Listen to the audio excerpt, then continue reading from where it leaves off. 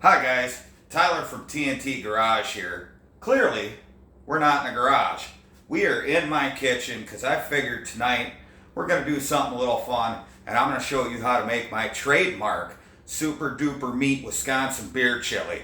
So let's get our stuff gathered and let's get to it.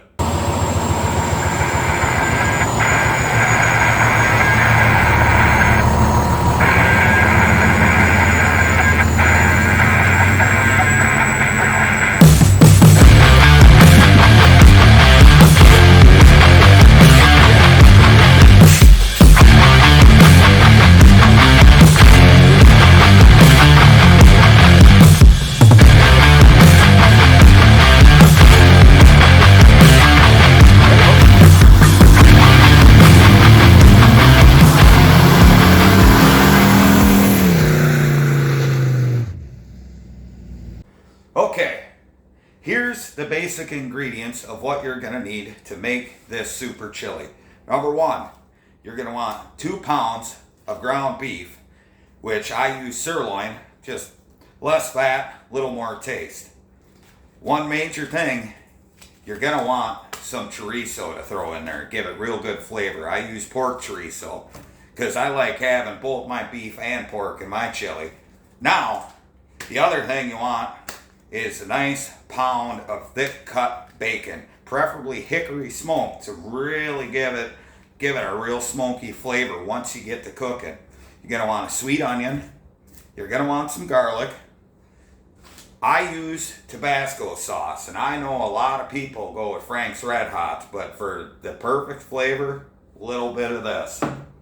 I've got my tower of cans, which I put diced tomatoes in. These happen to be fire roasted garlic. If you could tell, I like garlic. I got dark kidney beans, and I always put 1 of dark and 1 of chili beans in there. Got, of course, your tomato juice. And since I couldn't find Canadian 5 cheese, I got the Mexican 4 cheese. So let's get all these ingredients laid out, and let's start with the first thing, and that's seasoning our beef. Now, what are we going to use? Gonna use a beer. In fact, a cold snack. It says it right there. So you need one for your meat, and of course, you need one for yourself. Now, cooking time, this will probably take 5 to 7 beers. So let's get this started, and I'll show you how we get the beef seasoned, and we'll start on cooking our first meats. Okay. Step 1 of the process is get yourself a bowl, or a really clean drain pan would work, and go ahead, throw your meat in there. And I just grabbed a spatula to break it up inside the bowl. I mean, you really want to add some extra flavor, you can just go ahead and skip washing your hands, so you got all the grime and grease and oil and all the good stuff off your car when you come in. That really seals it in. So we'll break up our beef a little bit here. Now, we're going to take this cold snack, and you can use any beer that you like. I bought this just because of what it is, and yeah, it's not my cup of tea. So I use it mainly for cooking at this point. So you're just going to want to pour the beer in here. I mean, you're going to have some extra left over, but you just want it to soak in the meat there.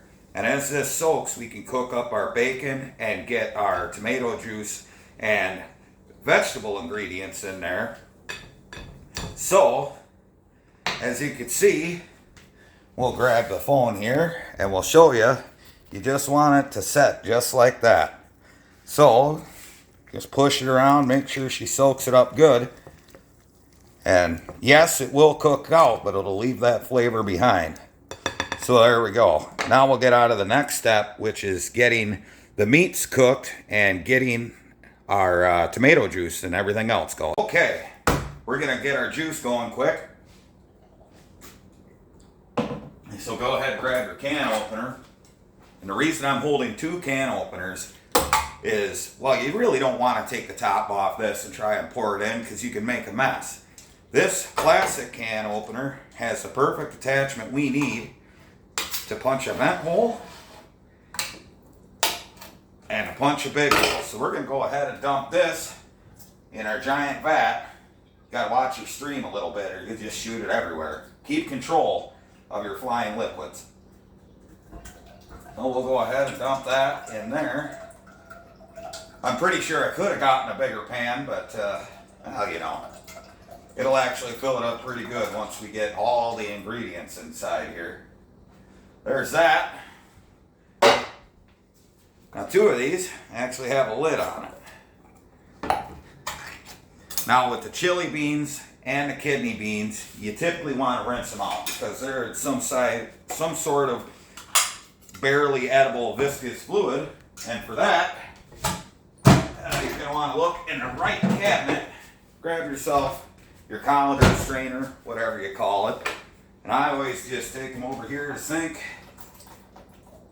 dump them in, get all of them out, and then we'll just run some water over them, get that goof off there. There we go. Make sure you let the water drain so you don't make an enormous mess in your kitchen. And I know I haven't mentioned it yet, but I see we have a few new subscribers here, and I want to thank each and every one of you for taking the time to hit the thumbs up button or subscribe to my channel. And if you haven't subscribed yet, it won't hurt that bad, I promise. Just go ahead and subscribe so you get the latest updates when I do post a video. So we're going to rinse that. There we go. Then we'll make sure the water's out of them. Go ahead and dump them in. Use our good can opener and get our tomatoes ready. There's one. Go ahead and dump them fine tomatoes in there. Now there is something you can do to add to this chili.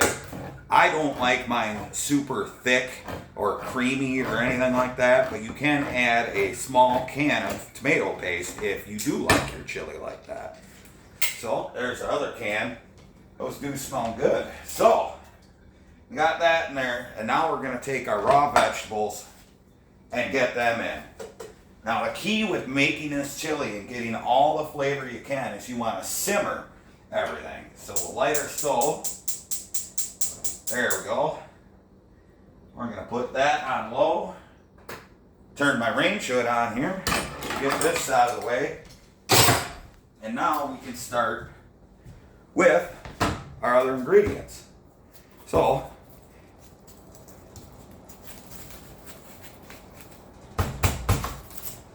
you can do half an onion, a full onion. I typically go with a full onion because, well, I love onions and garlic and pretty much any root type vegetable. Now, I don't know how you guys feel about horseradish, but I'd like to try it in this chili sometime. There we go. Get our onion peeled, which is less fun than what it looks like. And if you struggle with your hands some days, like I do, it gets even better. So, well, come on now. You almost take half the onion. This is riveting stuff, I tell you. Yeah, come on. I'm just not having a good time with this, am I? Yeah, there we go. Go ahead and slice your onion down.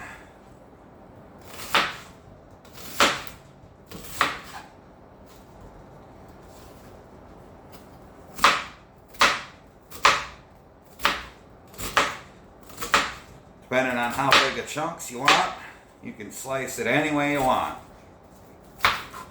It's a free country.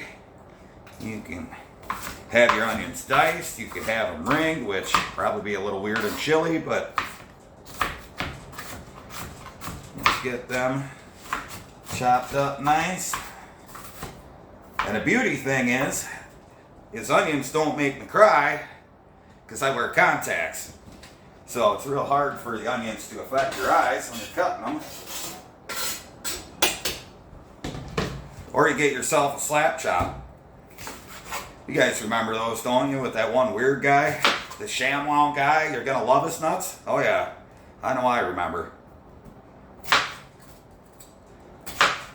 And make sure you grab the dullest knife you have in the kitchen. That really makes slicing stuff with any kind of accuracy quite difficult.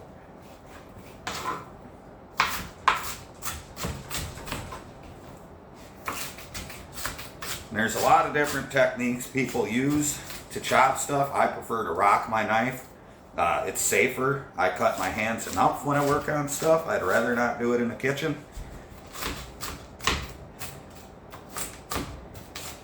There we go.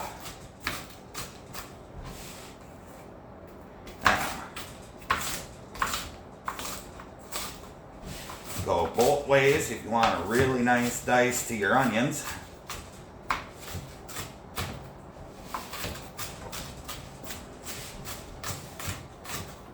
There we go. Make sure you make a big mess on your butcher's block here too. So we're going to slide the rest of that onion in there, dump a bunch on the floor, because it's not cooking if you don't drop a bunch of ingredients on the floor.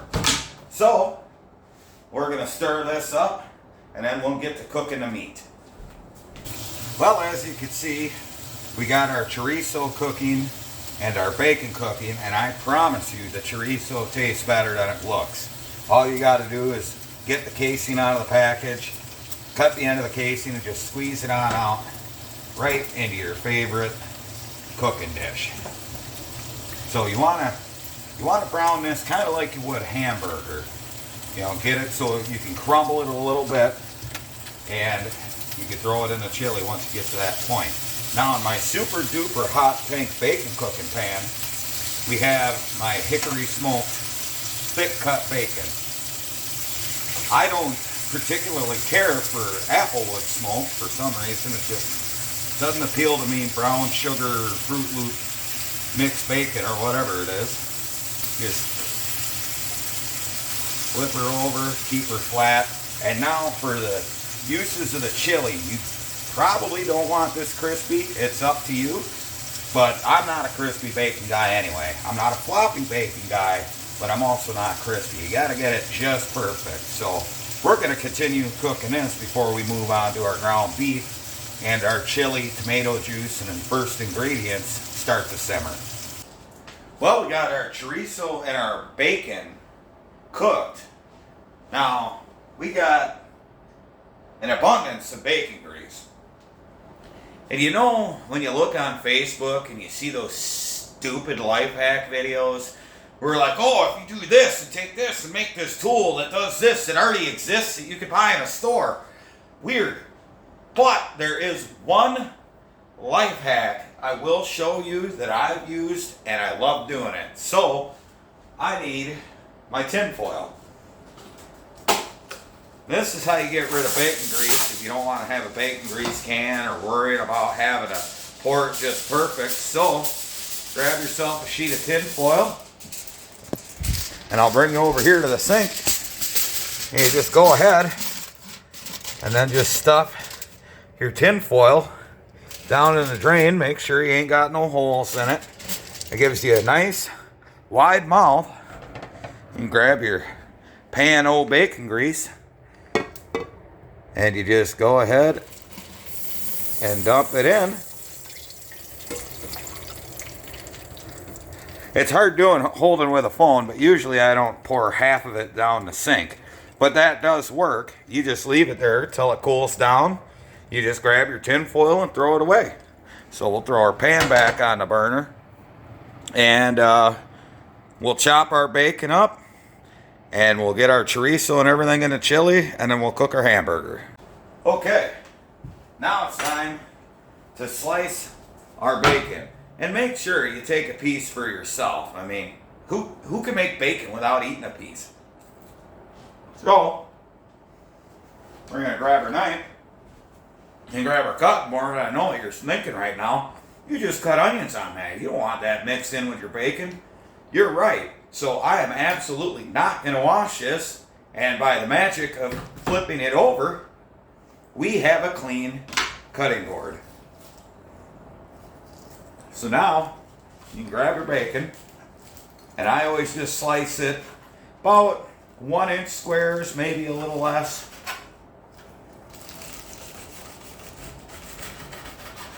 Bacon's harder to cook than you think, but just work your knife through it. Try not to slice off a finger. There we go. Drop a couple pieces on the floor, that's mandatory. Those will go in the dog's food dish, so she'll enjoy that. And there we go. Got our bacon sliced, and we're gonna go ahead and dump that right into our chili. Excellent. Now we can go ahead and drop our chorizo in the chili. Stir it up, and we can get to cooking our beer flavored hamburger. Once I find what I did with my spoon. But we'll come back with the hamburger. All right, now look at that.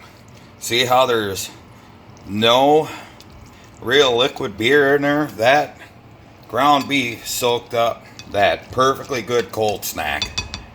Now, with a little bit of remnant of bacon grease in there to give it a little extra flavor, we'll go ahead and try to grip the bowl. There we go.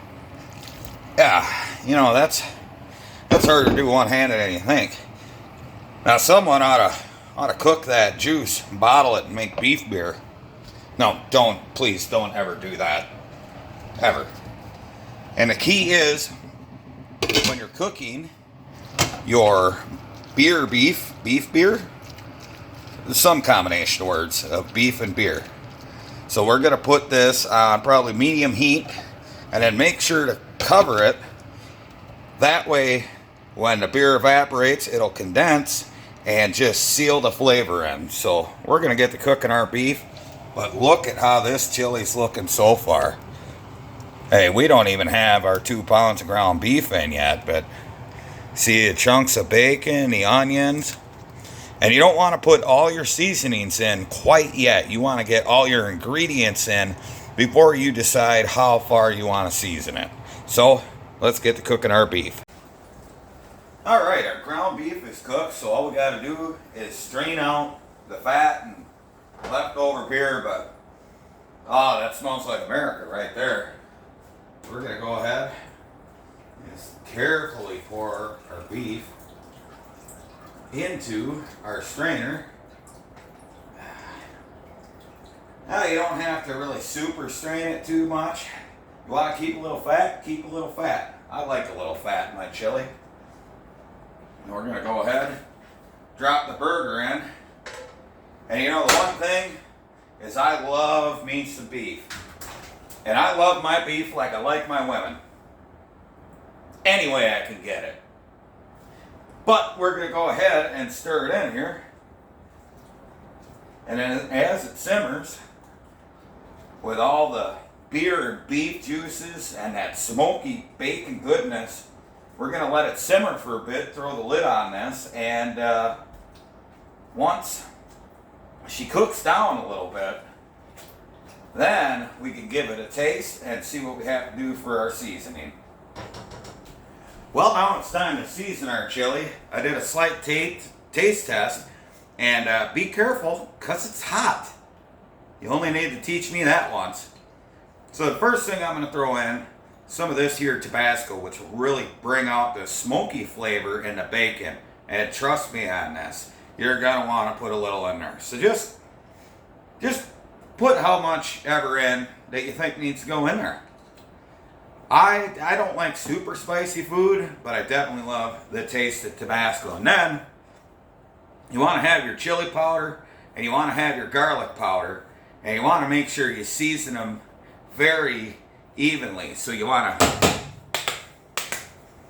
shake them up, flip them over. I hope you guys like that home improvement reference there. A little bit in there. Get her closed, shake them up. Pop them open, a little more in. I definitely like a bit of chili powder in there, just to give it that flavor. And you might think, well, you already put garlic in it. Well, I put a little bit of the clove in there, because you go too far and you could really overpower it. So just a little bit of garlic powder in there, and you stir it on up. And then, just little bits at a time. You don't want to add it all at once. You want to get that perfect smokehouse chili flavor of my super duper beer flavored Wisconsin 3-meat chili, which, oh hell, that package of bacon was over a pound. So we probably have 3.5 pounds at least of meat in here. So she's pretty good. So we'll go ahead and stir her up, stick her back on the stove, and give her another taste test. Well, here we go. We got her pretty good. I mean, look at the meat in there. Hardly any vegetables. Couple tomatoes. Got a nice slice of bacon. Got ground beef, chorizo. Oh, and if this was smell-o-vision, you guys would be already cooking this. Trust me. Now, it does need a little more Tabasco, just to where I could smell it in the chili. So that gives it a perfect smokehouse beer. Just trust me, this chili is absolutely amazing. You're going to make it for your family. You're going to make it for your friends. And they're all going to love it. And it's so good. All right. So now, get yourself a good beer, which I like this Busch Apple. It's pretty good. It's that, Bud Light. Man, there's a lot. Beer. I like beer. So get yourself a swig of that to start the flavor. Grab your ladle, grab yourself a bowl, and go ahead and ladle yourself a nice warming cup of chili. And to top it off, this is what the cheese was for. So you got a hot bowl of chili. You got all your seasonings in just the way you like it. You can leave a couple seasonings out if your family members don't like it so spicy, or however you like it, and then just add it into your bowl. But you definitely want to do a nice layer of cheese on top of the chili, because this is Wisconsin chili after all. And there's two things we're known for, and that's beer and cheese. And this cheese comes from Kraft, which, well, I've hauled plenty of dairy products in there over the years in my actual line of work. So we got our great bowl of chili. Maybe I can find a spoon. Oh yeah, there we go. It's even in my silverware drawer, oddly enough. So you just mix the cheese in there, get it so it's nice and melty on top of that chili, where it gets nice and stringy. And of course it's going to be hot, so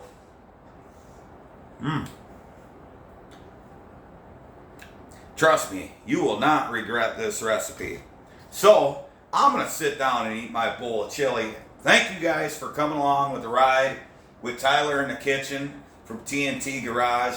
And this isn't the only video that I'm going to put out this weekend. I just bought today a Vortec 350 for my son's square body truck. So tomorrow, on the episode coming up, I'm going to teach you guys a little ins and outs on how to buy a used motor that is not in a vehicle and you don't know runs and they claim it's good. So we're going to go over a couple things tomorrow in that video to show you to be safe in choosing the right engine for your project. So thanks again for joining me at T.N.T. Garage. I hope you like it. I hope you share, comment, subscribe. If you like stuff like this, let me know. I've got plenty of good recipes for you guys when you get done in a garage. So this is Tyler from T.N.T. Garage. Thank you very much for watching.